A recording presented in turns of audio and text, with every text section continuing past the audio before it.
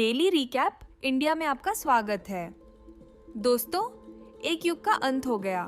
वो इंसान जिसने 2 दशकों तक WWE की दुनिया को अपने कंधों पर उठाए रखा, जिसे द बीस्ट इनकार्नेट कहा जाता था, जिसकी एंट्री म्यूजिक सुनते ही पूरा स्टेडियम कांप जाता था। ब्रॉक लेसनर ने आज रिटायरमेंट का ऐलान कर दिया और यह ऐलान उन्होंने तब किया जब वो एक मैच हार चुके थे।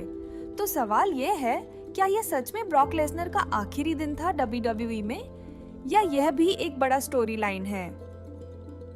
और वो नौजवान कौन है जिसने द बीस्ट को उसकी गुफा में जाकर हरा दिया?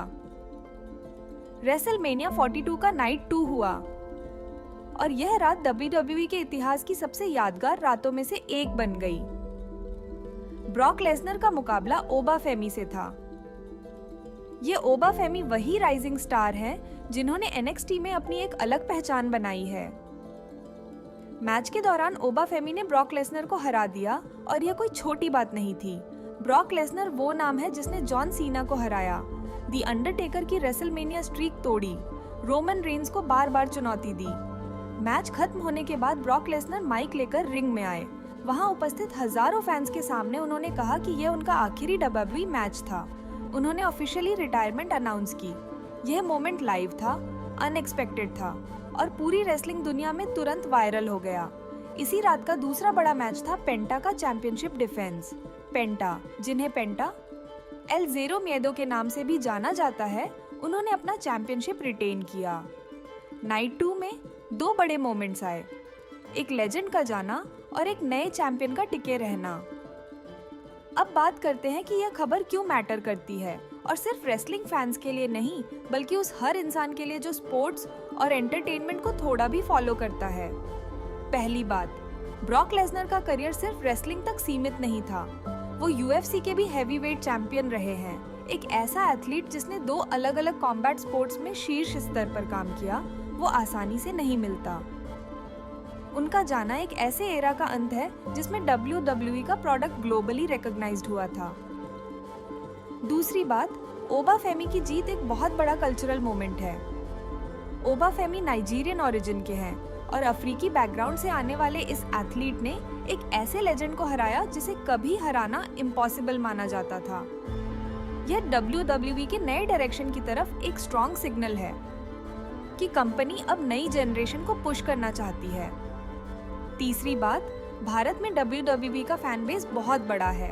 करोड़ों भारतीय फैंस ने ब्रॉक लेसनर को सालों तक देखा है, चाहे वो सोनी स्पोर्ट्स पर हो या स्ट्रीमिंग प्लेटफॉर्म्स पर। इस रिटायरमेंट का असर उन सभी फैंस पर पड़ेगा जो हर मंडे को रॉ और हर फ्राइडे को स्मैकडाउन देखते आए हैं। और चौथी बात, जो शायद सबसे इम्पॉर्टेंट है, रेसलमेनिया का यह एडिशन एक जेनरेशनल शिफ्ट का प्रतीक बन गया है। पुराने नेम्स बाहर हो रहे हैं और नए नेम्स अपनी जगह बना रहे हैं। यह रेसलिंग में हर कुछ साल में होता है, लेकिन जब ब्रॉक लेसनर जैसा नाम जाता है तो उसका असर इंडस्ट्री पर महीनों तक रहता है। ब्रॉक लेसनर WWE में 2002 में आए थे। उस वक्त वो एक 24 साल के नौजवान थे जिनकी शारीरिक बनावट देखकर ही लोग चौंक जाते थे। उन्होंने बहुत कम समय में WWE चैंपियनशिप जीत ली और स्मैकडाउन का सबसे डोमिनेंट फेस बन गए। फिर 2004 में उन्होंने WWE छोड़ दी और NFL और UFC की तरफ रुख किया। UFC में उन्होंने 2008 में रैंडी कुटियर को हराकर UFC हैवीवेट चैंपियनशिप जीती। यह उपलब्धि बेमिसाल थी क्योंकि इससे पहले कोई प्रो रेसलर UFC में इस लेवल पर नहीं पहुंचा था। 2012 में वो WWE में वापस आए और तब से लेकर अब तक उनका करियर एक रोलर कोस्टर रहा है।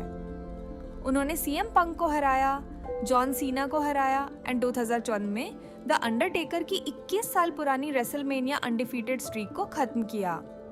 यह वो मोमेंट था जब WWE का पूरा यूनिवर्स स्तब्ध हो गया था।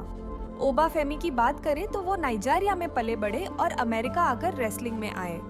NXT में उन्होंने NXT चैंपियनशिप जीती और उनकी फिजिकल पावर को देखकर मेनी एनालिस्ट्स ने उन्हें नेक्स्ट बिग थिंग कहा। लेसनर के खिलाफ यह उनका बिगेस्ट स्टेज था और उन्होंने उस स्टेज का भरपूर फायदा उठाया। पेंटा का किरदार भी इंटरेस्टिंग है। वो लूचा अंडरग्राउंड और AEW से बजाज या WWE में आए और अपनी यूनिक स्टाइल से फैंस का दिल जीत लिया। उनका चैंपियनशिप डिफेंड करना इस बात का साइन है कि WWE उन्हें सीरियसली लेना चाहती है। अब सबसे